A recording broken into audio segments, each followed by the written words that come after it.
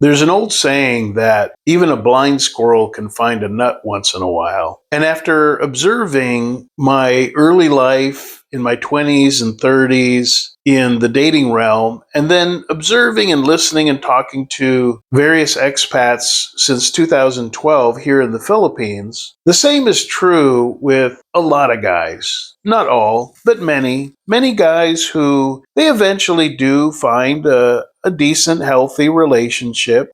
They might first find 5 or 6 really bad ones, but eventually, just by stumbling through the dark and just trying this, trying that, maybe a friend sets them up, maybe they just happen to find, get lucky enough to find a decent woman on a dating site, which is very rare, by the way. A lot of these guys eventually, they find somebody and it all works out and, everything's good. But that is a very inefficient way of going about finding somebody that you want a long-term relationship with.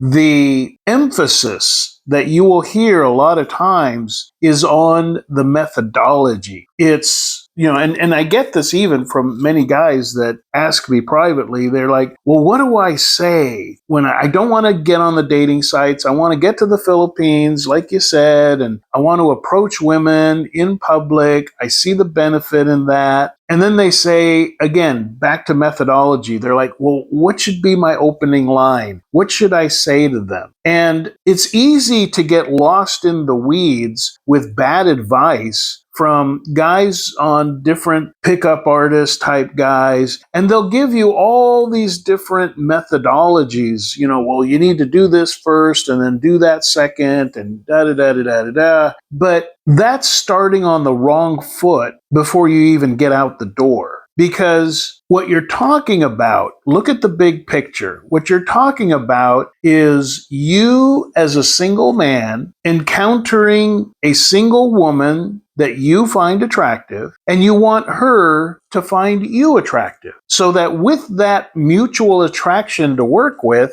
you start dating, you start spending time together, and there's a greater bond, and then next thing you know, you're in a great relationship. That's what should be going on.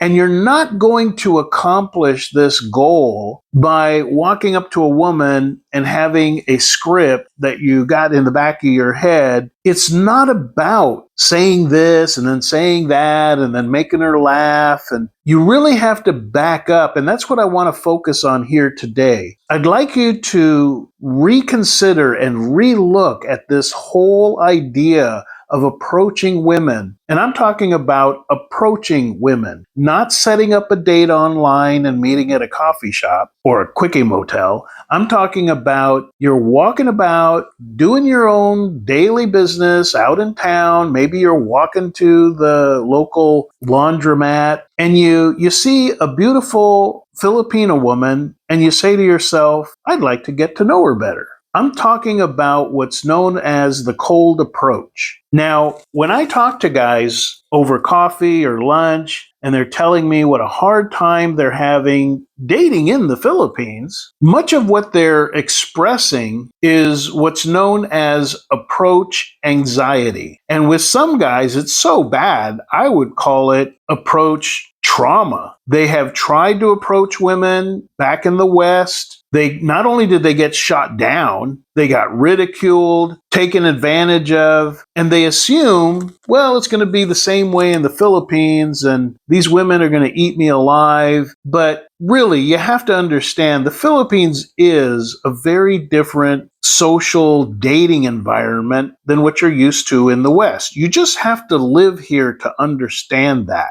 It's the difference between the scarcity mindset based on scarcity in the West as opposed to the abundance environment that you have in the Philippines. And it takes a lot of guys some time to figure that obvious thing out. And the only way they're going to figure it out is by putting themselves out there so they see a woman they're interested in and go up and start some conversation. Now, again, we're not going to dive into, well, you got to open with this line and you got to say this and make her laugh on your third thing you say and compliment her here. No, that's not how you get what you want. I'm a big believer throughout my life in making opportunity, not waiting for an opportunity. If you want something to happen, make that opportunity for it to happen. It's a lot faster that way. So getting back to the big umbrella, the big picture, your goal is that you're already attracted to her. You want to create this opportunity where she may find you attractive. And here's what most guys do. They walk up to a woman they're attracted to, and they're thinking, okay, I want her to like me. I'm going to be my nicest self. I love it when people compliment me, so I'm going to compliment her. Yeah, that'll make her happy. She'll feel complimented, and yeah, that'll work. And so the guy walks up to the beautiful woman and right away is like, hi. And she's looking at him like, who are you? And he's like, you're so beautiful. I just had to come and say hello. Okay, you just blew it. You just blew the one chance you had at your first impression. She has now thrown you in the bucket of hundreds, perhaps thousands of other guys in her lifetime that said the exact same thing. What you just communicated to her is you're just like every other guy out there. You're no different. There's nothing special about you. You're just another horny guy that is enamored with her looks, and the best you could do was walk up and say, oh, I really like your hair, or you're so pretty, you should be doing modeling or beauty contests. Now, you might get a little smile out of that because she finds it humorous and, a little bit flattering. But as far as creating any kind of attraction, you just blew it. So don't do that. That's maybe point number one. Do not flatter a woman. In fact, I have made it a long time practice. I will not, no matter how much it's merited, I will not compliment a woman for at least half a dozen dates. The first 6 dates, I do not tell her she's dressed nice. I don't tell her her hair looks pretty. Even though it's true, I don't touch that subject until she has seen a different part of me, which we'll get into here in a moment. The last thing you want to do is compliment her in order to try and win favor with her. So what is this first thing you want to do? Well, let's look at attraction between a man and a woman. We are attracted to certain women and we're not attracted to other women, largely on a visual basis. We look out in the crowd and we go, well, those 8 women over there, I don't find attractive. And everybody has their own criteria. Some guys don't like heavyset women. Some guys are really crazy for heavyset women. I'm not one of them, but again, I've met plenty of guys that they're into women with, a big ass and the whole thing, to each his own. But men are more visually oriented in their attraction. That's the initial attraction. The secondary attraction is her personality. And then, if the dates go on and the relationship starts, the third anchoring attraction is her character. Can she be trusted? Because if what you have is an attractive woman with a great personality, but her character sucks, she's going to cheat on you, she's going to use you for money, she's going to lie to you, she's going to do, again, her character sucks, you really don't have anything other than a pretty woman who's going to use you. So with men, first it's visual, second is personality, and then third is character. Now with women, it's a whole different process. And the big mistake that most men make, and I made this mistake the first 2 decades of my dating life, was making the assumption, oh, women are just like men. Newsflash, they're not. Women are as different from men as you could possibly imagine. So women, their primary attraction is not physical. They are not visually oriented. Now, will they notice a handsome guy in the crowd? Yes, they will. But especially in the Philippines, that can actually work against you. I have talked to so many. I've asked the question from several Filipinas that I was in a relationship with. And as we were there, just kind of laying back, and just talking, I was very blunt. And because at the time I was already like 55 and they were 22, 21, 23. And I would ask them just very bluntly, so you could, as beautiful as you are, you could be dating some handsome guy going to college, a Filipino guy. Why are you with me? I go, I'm older. It's not like I work out every day or anything. And I wanted to hear from them. And I got the same answer from different Filipinas. And they would say, well, these muscle-bound Filipino guys, and again, you can argue the difference between perception and reality, but what matters is the Filipina's perception, what she believes to be true. And I've had several Filipinas tell me, well, the thing with these muscle-bound Filipino guys that are young and they got the nice haircut and the ripped muscles, they go, most of those, you have to worry that, number one, they're a cheater. They are not looking to get married. They're not looking to get serious. They're guapo or handsome. They know it, and they want every girl that they see. So a Filipino will entertain a guy like that for fun, but not for a serious relationship. She knows she can't count on him. He's going to cheat on her. It's just a matter of whether it's in the first, second, or third week. The second thing that surprised me from Filipinas about these handsome young Filipino guys, they said, well, too many of them, you start dating them and it turns out that they're gay. I was like, why would they be gay if they can have all these women? They said, well, a lot of them, they get into the modeling scene and they can make some money. They want to make money. They spend a lot of money going to the gym and trying to eat right and all that. So they try to make money modeling. And next thing you know, the only way they're getting modeling jobs is putting out to the gay photographers and this and that. And so they're like, no, we don't want to deal with that. So I say all that to emphasize women are not the same as men. You have to snap out of that. Women don't look like men. Women don't talk like men. Women don't think like men. And women are not attracted in the same way that men are. So let's get back to, there you are. You want to make a good first impression. Do not do what most guys do,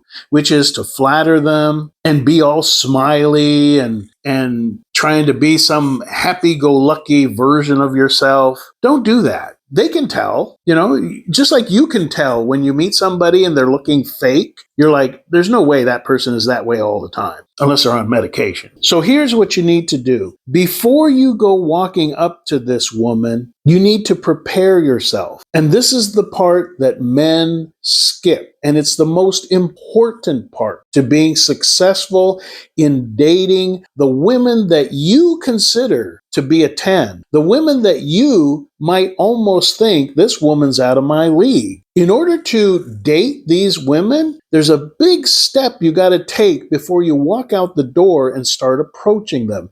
And again, too many men skip this step. But the ones that take this step, they're knocking it out of the ballpark. There is not a woman too beautiful for them to walk up. And next thing you know, not only are they going on dates with these women, they're having relationships. Now, where it goes from there, maybe there's some compatibility issues. Maybe she's got kids and you don't want to raise kids. Maybe her character sucks. Maybe she's really vain. But that's all down the road. And here is the step that you need to take. I can't emphasize enough. Read up on Stoicism, how to be mentally strong in the way that you deal with life. Because when you have what is known as proper frame, when you approach a woman, you're approaching her with a certain frame in your mind, a certain stature, a certain sense of self-respect. And so what you need to do is, aside from studying up on Stoicism, is take a moment, sit out on the patio at sunset with a coffee or whatever you got to do to just have some time to yourself, turn off your phone. And you may need to do this for a week. But what you need to do is have some time to yourself and ask yourself, what am I all about? What are my goals? Like truly, what are you doing with your life? What are your financial goals? Forget about relationships for a moment. Ask yourself, who am I? What am I about? What are my priorities? Where am I going financially? What is important to me? What are my hobbies? Who am I? You need to know who you are. That's step one. Know who you are and what you're about.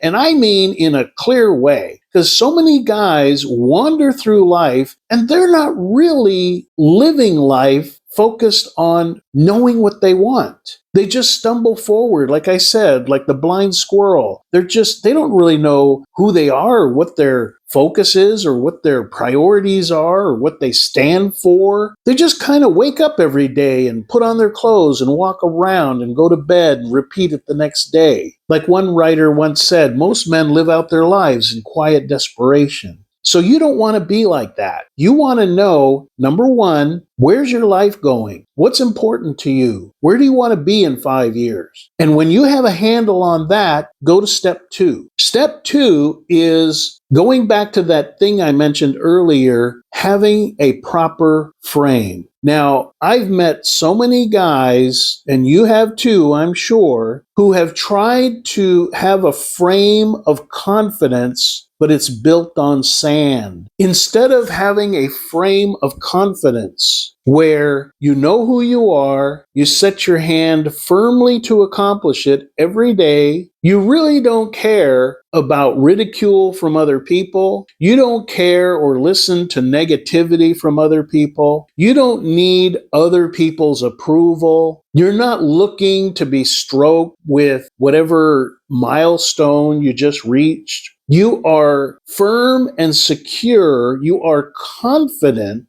and your confidence does not rely on other people. Not other men, not other women, not your family, not your peers, not your friends. It is the path that you walk alone in your life. And whether anybody supports you on it or not, it's what you're going to do with your life. You are confident in it. And it's not falsely propping yourself up. And that's the huge mistake that again, you have probably seen people like this. They go overboard. They don't even know what they're about. And the only way that they can come up with some sort of mock image of confidence is to become arrogant, to become rude. They drop to these lower denominators because it's the only way that they can comprehend, and they frame it to themselves. You'll even hear them say this. I don't give a damn what people think. I'm going to have a blue mohawk and drink beer all day because I don't give a damn what people think of me. See, that's building on sand. That's building on emotion. That's drumming up the emotions to be able to have false bravado. That's not confidence. That's arrogance. And really, when you see that kind of arrogance, underneath it is insecurity, because they know they don't have anything they're really confident about in their life. And their big insecurity is that somebody's going to figure that out and call them out on it. So they just amp it up even more. They try to be as rude and obnoxious as possible to try to prove the point that they don't need other people. But see, that again, that is not confidence. That's false bravado. So this second step is that in a calm, reasonable, sound way, you walk through life each day, not only knowing who you are and what you're doing with your life, you have that confidence that you know what you're doing, you know where you're going. And most important, not only do you not need approval or support from others to do what you're going to do, you don't need to announce to others, I don't care what you think. I'm going to do what I'm going to do. I don't need your approval. I don't need your... See, a person that's confident already doesn't need to say those things. It's the insecure person that's trying to convince people around him that he has confidence when really he doesn't have any confidence. So now, when you've done this homework, when you have focused on what you're doing with your life and you are confident in it, now you walk out into the street and down the sidewalk and you go about your daily business, and then boom, there's this wonderful, amazing woman that you want to get to know. Don't do what all the other stupid guys are doing. Just walk up to her and start interacting with her. Remember, you're not there to impress her. You're not there to win her approval by telling her in one way or another, oh, here's how much money I got. By the way, that's a surefire way to only attract gold diggers. So you're not there to impress her. You're not there to flatter her. You are there to communicate that you are a man with a plan. And you will carry on in your life, not just on that day, but in your future, with or without her. That is where you begin to sow the seeds of attraction with a woman. A woman does not want to depend or rely or get involved with a guy who basically is needy of other people, who needs other people's approval. They want a man with a plan, a man who knows who he is and knows what he's doing. That's the man that a woman finds intriguing. But the guy that in the first 10 minutes or the first 2 dates just blurts out his whole life and all of his insecurities and his traumas and, oh my gosh, I had this ex and she cheated on me and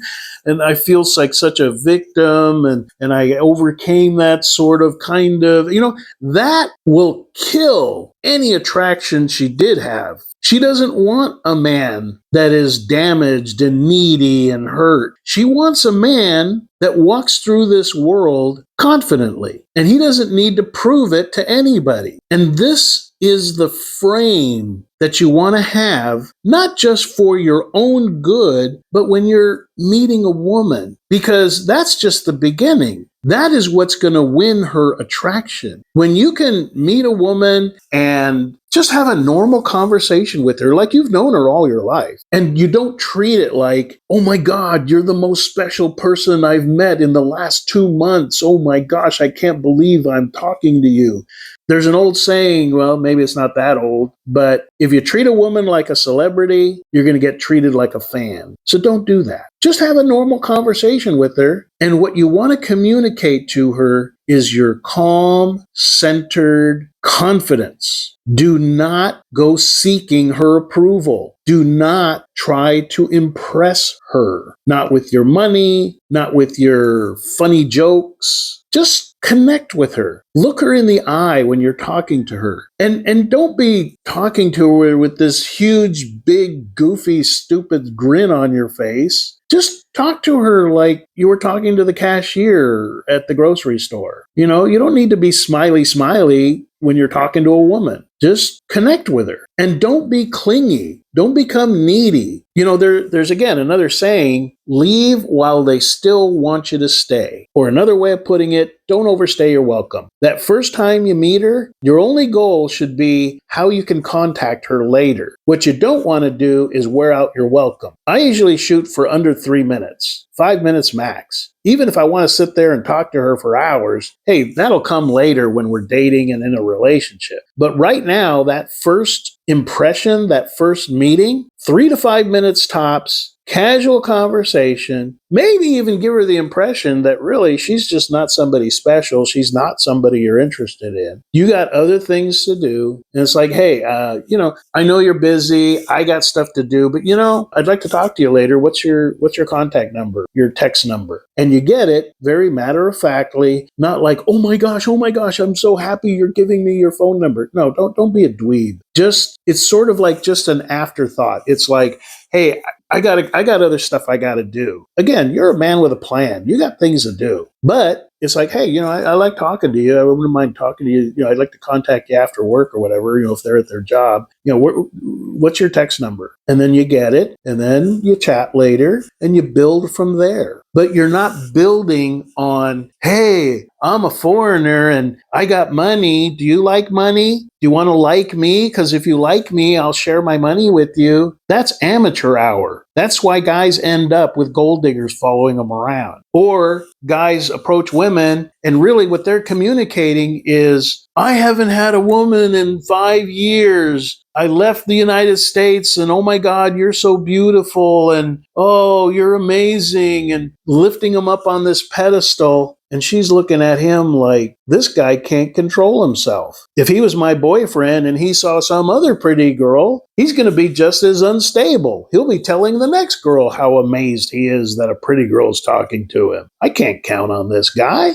See, again, the elements of attraction in a woman are different. She wants a man she can count on, and we're talking relationships. We're not talking about quick hookups. We're not talking about little flings. We're not talking about Mr. Right Now for the weekend. We're talking about women who are looking and open to finding a man for a real relationship. Those kind of women want a man that is anchored in himself. He is stable. He's not out to prove anything to anybody. He's got a plan and he carries it out every day. His yes means yes and his no means no. And he's not easily swayed by a pretty face. That's the man that a woman wants for a long-term relationship.